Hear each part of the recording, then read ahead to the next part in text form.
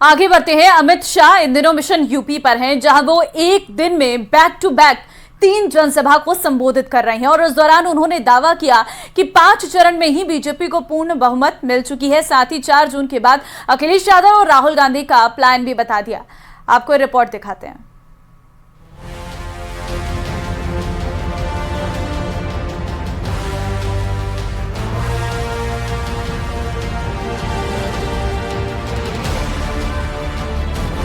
चुनावी समर का ये आखिरी दौर है। 5 चरणों का चुनाव बीत चुका है, 2 चरणों का चुनाव बाकी है, लेकिन पीएम मोदी, अमित शाह और सीएम योगी की एनर्जी में जरा भी कमी नहीं आई है। उत्तर प्रदेश के पूर्वांचल में जब आसमान से आग बरस रही थी, तब अमित शाह विपक्ष पर धुआंधार प्रहार कर रहे थे।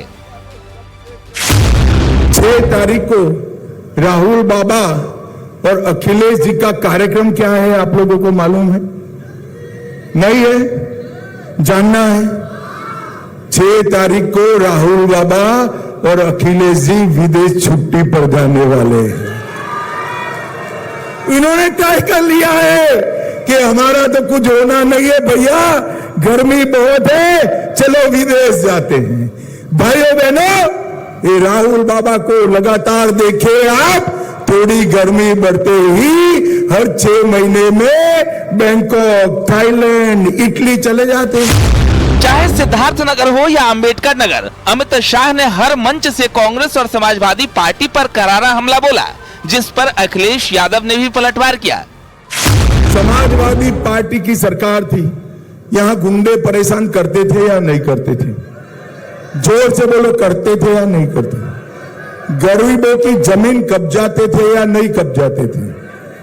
आपने 2017 में भाजपा सरकार बनाई, भाजपा ने योगी आदित्यनाथ जी को मुख्यमंत्री बनाया। योगी जी ने सारे गुंडों को उल्टा लटका कर सीधा करने का काम योगी आदित्यनाथ। ये जो शहजादे वाली टीम बनी है, यही आपको शह देगी और यही मात देने का काम करेगी इस बार। और ये कांग्रेस समाजवादी पार्टी मिलकर के 1-11 हो गए हैं। और जौनपुर वाले जानते होंगे, इनके दिल्ली और लखनऊ वाले इंजन टकरा रहे हैं, सामने के नहीं टकरा रहे हैं।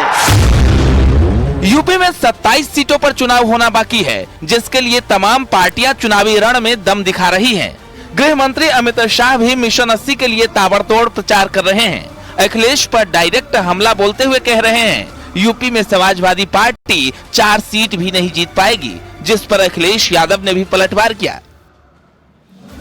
जो लोग 400 पार कह रहे थे, उनके मन में था कि वो संविधान बदल देंगे,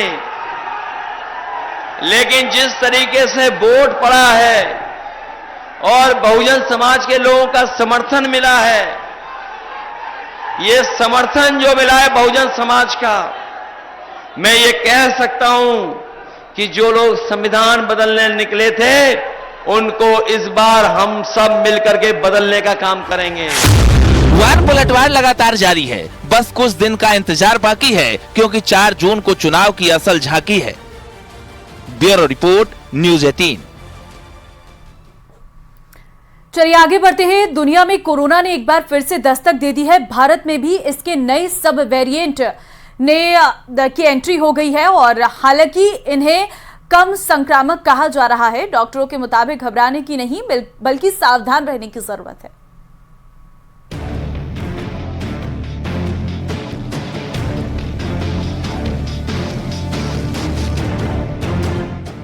आज से 4 साल पहले कोरोना ने पूरी दुनिया को हिलाकर रख दिया था।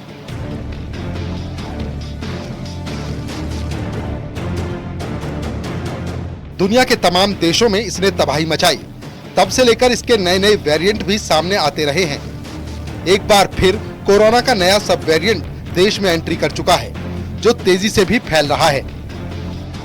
भारत में कोरोना के अब तक 300 से ज्यादा मामले सामने आ चुके हैं। सिंगापुर से कोरोना का नया वेरिएंट फ्लर्ट भारत में आ चुका है।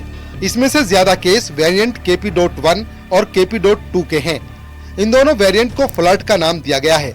KP.1 कोरोना के JN1 ओमिक्रॉन वेरिएंट का एक सब वेरिएंट है। बताती है कि वायरस ज्यादा फैलता तेजी से है मगर घातक नहीं है। So it more milder cases are there, वो इतने सिवियर केसेस नहीं है, हॉस्पिटलाइजेशन नहीं है, तो हमारे को किसी तरह का पैनिक करने की जरूरत नहीं है, बिकॉज ये पहली बार नहीं है कि नया म्यूटेशन आया और ये आखिरी बार भी नहीं है कि नया म्यूटेशन आया। हमारे को जागरूक होने की जरूरत है। जागरूकता कैसे होती है कि किसी को भी वायरल इन्फेक्शन हो, चाहे वो कोविड है, चाहे इन्फ्लुएंजा है, कोई भी वायरल इन्फेक्शन है, तो उसको सबसे पहले अपने आप को औरों से अलग कर लेना चाहिए। सबसे अच्छा तरीका अलग करने का है मास्क पहन लेना। मास्क पहन लेने से हम इन्फेक्शन को स्प्रेड करने से रोकते हैं। तो पहला जो हम लोगों को करना चाहिए, किसी को भी वायरल इन्फेक्शन होता है तो उसको हमें एजुकेट करना है कि आप मास्क पहनिए। पिछले कुछ समय से अमेरिका, दक्षिण कोरिया और न्यूजीलैंड में कोरोना के मामले बढ़ने की वजह फ्लर्ट ही है, जिसके चलते वहां पर कोविड की लहर की आशंका बढ़ गई है कि हमें जैसे ही कोई इन्फेक्शन हो या इससे लक्षण हो, जैसे बुखार है, गला खराब होना है, हेडेक है, जुकाम है और पेट में कोई लूज मोशंस है, हेडेक है, ये सब चीजें अगर होती हैं तो उस सिचुएशन में हम अपना टेस्ट कराएं। टेस्ट कराने के बाद जो डॉक्टर की सलाह से हमें प्रिकॉशंस लेनी है वो हम लें। पहला इंपॉर्टेंट चीज होता है कि चेन ऑफ इन्फेक्शन को रोकना और उसके अंदर अपने आप को अलग कर लेना या मास्क पहन लेना सबसे इंपॉर्टेंट चीज है। सिंगापुर में कोरोना की नई लहर आ सकती है क्योंकि हेल्थ डिपार्टमेंट ने 25,900 से ज्यादा मामले दर्ज किए हैं और ये मामले हर हफ्ते दोगुने हो रहे हैं। अनुमान है कि KP.1 वर्तमान में अमेरिका में लगभग 7.5% नए कोविड मामलों के लिए जिम्मेदार है। इन्फेक्शन होता है, उसका वेरिएंट म्यूटेशन वेरिएंट आता है, कम्युनिटी में वो फैलता है। कम्युनिटी में फैलने के बाद वो अपनी जो है एक बार फैल गया तो एक इम्यूनिटी डेवलप हो जाती है लोगों में। जैसी वो इम्यूनिटी डेवलप होती है वो अपना फैलना बंद हो जाता है, तो अब वो ट्रांसमिशन बंद हो जाएगा क्योंकि इम्यूनिटी लोगों में आ गई है, तो वो ट्रांसमिशन स्लो डाउन हो जाता है, बंद हो जाता है। अब जब वायरस दोबारा से म्यूटेट करेगा, नया वेरिएंट आएगा और पुरानी इम्यूनिटी से बाहर निकलेगा तो फिर वो फिर वापस से फैलेगा। तो ये कंटिन्यूअस चीज है जो चलती रहती है। अब डॉक्टर पारेख को सुन रहे हैं जो साफ तौर पर बता रहे हैं कि घबराने की जरूरत नहीं है, पैनिक होने की जरूरत नहीं है। दिल्ली से न्यूज़ 18 के लिए फराह खान। दिल्ली से बाड़मेर तक, हिमाचल से भोपाल तक, शहर के शहर गर्मी के 3rd डिग्री टॉर्चर रूम बन चुके हैं। दिल्ली में 24 मई तक हीट वेव का अलर्ट है तो राजस्थान में तापमान 47 डिग्री पार करने वाला है। यूपी के 26 जिलों में आज आंधी बारिश का अलर्ट है और 19 शहरों में हीट वेव की चेतावनी है। दिल्ली में गर्मी की हालत ऐसी है कि पीक पावर डिमांड पिछले सभी रिकॉर्ड तोड़कर 8,000 मेगावाट तक पहुंच गई है। देखिए रिपोर्ट।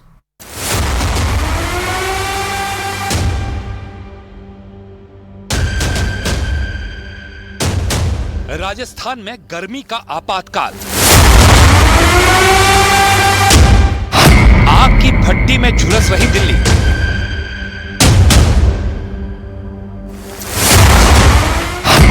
उत्तर भारत में धधकती गर्मी का टॉर्चर। मई की गर्मी में पारा कहीं 50 डिग्री तक छूने वाला है।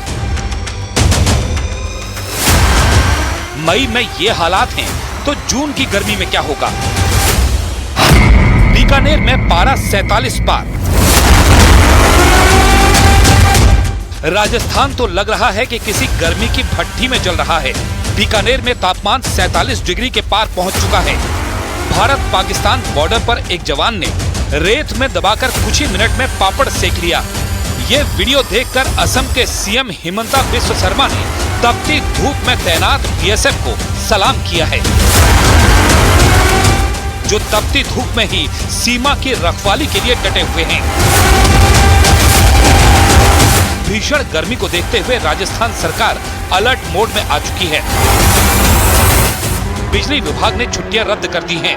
मुख्यमंत्री भजनलाल शर्मा ने पानी, बिजली और चिकित्सा विभाग के मंत्रियों, अधिकारियों और जिला कलेक्टर्स को एक्शन में रहने के निर्देश दिए हैं। राजस्थान के ज्यादातर जिलों में रेड और ऑरेंज अलर्ट जारी है। राजस्थान के अधिकतर जिलों में तापमान 46 डिग्री से ऊपर पहुंच चुका है। पिलानी में 47.2 डिग्री सेल्सियस दर्ज किया गया, जो इस मौसम का सर्वाधिक तापमान है। मौसम विभाग के मुताबिक अगले 48 से 72 घंटे के दौरान तापमान में 2 डिग्री की बढ़ोतरी और होगी। पहली बार राजस्थान में 47 डिग्री सेल्सियस अधिकतम तापमान क्रॉस किया है। सर्वाधिक अधिकतम तापमान पिलानी में 47.2 डिग्री सेल्सियस रिकॉर्ड किया गया है। अगले 48 से 72 घंटों में राजस्थान के अधिकतर इलाकों में अधिकतम तापमान में और 1 से 2 डिग्री सेल्सियस की बढ़ोतरी होगी। राजधानी दिल्ली में गर्मी ऐसी है कि आसमान से आग बरस रही है। लोग परेशान हैं, गला सूख रहा है, लेकिन आने वाले कुछ दिनों तक इस गर्मी से निजात की कोई उम्मीद नहीं दिख रही। मौसम विभाग ने 24 मई तक लू का रेड अलर्ट जारी किया है। इस बीच न्यूनतम तापमान इस सीजन में पहली बार 30 डिग्री से ऊपर पहुंच गया है। दिल्ली, उत्तर प्रदेश, पंजाब और हरियाणा जैसे कई राज्यों में समय से पहले ही समर वेकेशन की घोषणा कर दी गई है। यहाँ सरकार की तरफ से स्कूल बंद करने के आदेश दिए गए हैं। बहुत गर्मी है यहाँ पे, घूमने आया था लेकिन बहुत गर्मी है, घूमने की मन नहीं कर रहा है, इच्छा नहीं हो रही घूमने का। यहाँ पे अभी दिल्ली में बहुत ही गर्मी है। आप लोग जैसे देख सकते हैं, मैं मेरी बच्ची को लेकर आई हूँ दिल्ली में, और यहाँ में इतना ओवर हीट हो रहा है, बच्चा जो सो गया थक के, इतना गर्मी है। तो मैं चाहती हूँ कि यहाँ पे कुछ ऐसा कैंप वगैरह हो ताकि बच्चा लोग को लेके मम्मी लोग भी ऐसा आके बैठ सके और कुछ ठंडा पानी ऐसा कुछ मिल सके। नॉर्थ वेस्ट इंडिया में स्पेसिफिकली सामान्य से ज़्यादा हैं और हमने इसके पिछले 2-3 दिनों से कंटिन्यूस रेड अलर्ट भी दे रहे हैं। और हमारा अनुमान ये है कि राजस्थान रीजन वाइज बात करें या स्टेट वाइज बात करें, राजस्थान के लिए 5 दिन ही रेड अलर्ट है हमने दे रखा है। उसमें टेम्परेचर 45 डिग्री से ज़्यादा रहेंगे। उत्तर प्रदेश की बात करें, वेस्ट यूपी के लिए भी आने वाले 5 दिनों के लिए हमने रेड अलर्ट दे रखा है। और अगर आप मध्य प्रदेश की बात करें तो नॉर्थर्न पार्ट ऑफ MP, वहाँ हमारा ऑरेंज अलर्ट है। पंजाब में भी भीषण गर्मी से लू का कहर थमने का नाम नहीं ले रहा। लगातार 3 दिनों से पंजाब के गर्म शहरों की सूची में टॉप पर बने हुए बठिंडा में भीषण गर्मी से एक आदमी की मौत हो गई, जबकि 4 लोग गर्मी की वजह से बेहोश हो गए। बढ़ते तापमान ने पहाड़ों पर भी कहर बरपाया है। हिमाचल प्रदेश के बिलासपुर के जंगलों में 3 दिन से लगी आग लगातार बढ़ती जा रही है।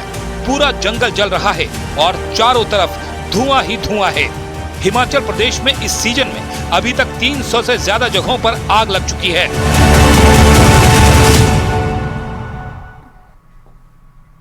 बिहार से लेकर उड़ीसा तक उत्तर प्रदेश के सीएम योगी आदित्यनाथ का धुआंधार प्रचार जारी है और इस दौरान वो न सिर्फ मुस्लिम आरक्षण के मुद्दे पर विपक्ष को घेर रहे, बल्कि उन्होंने पाकिस्तान के रहनुमाओं पर भी करारा वार किया है। उन्होंने कहा है कि कुछ लोग देश में रहते हैं, देश का खाते हैं, लेकिन गुणगान पाकिस्तान का करते हैं।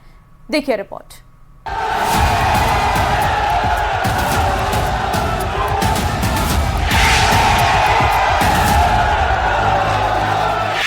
बिहार से लेकर ओडिशा तक धुआंधार प्रचार, विपक्ष के खिलाफ सीएम योगी का डबल प्रहार। 4 जून वाली ललकार अब की बार 400 पार।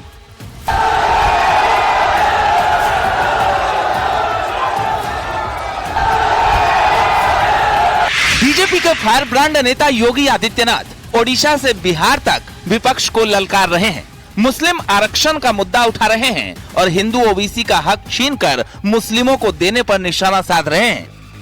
सीएम योगी ने कहा, ममता बनर्जी की सरकार ने मुस्लिमों को खुश करने के लिए नियमों को ताक पर रखकर इनको ओबीसी में शामिल किया था। अब ममता के फैसले को हाई कोर्ट ने पलट दिया है।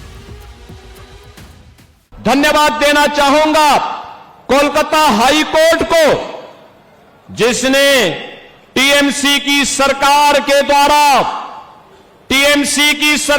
द्वारा 2010 से लेकर के लगातार मुस्लिमों को ओबीसी की जातियों में जबरन शामिल करके उन्हें ओबीसी के आरक्षण में घुसपैठ करने का एक षड्यंत्र किया था।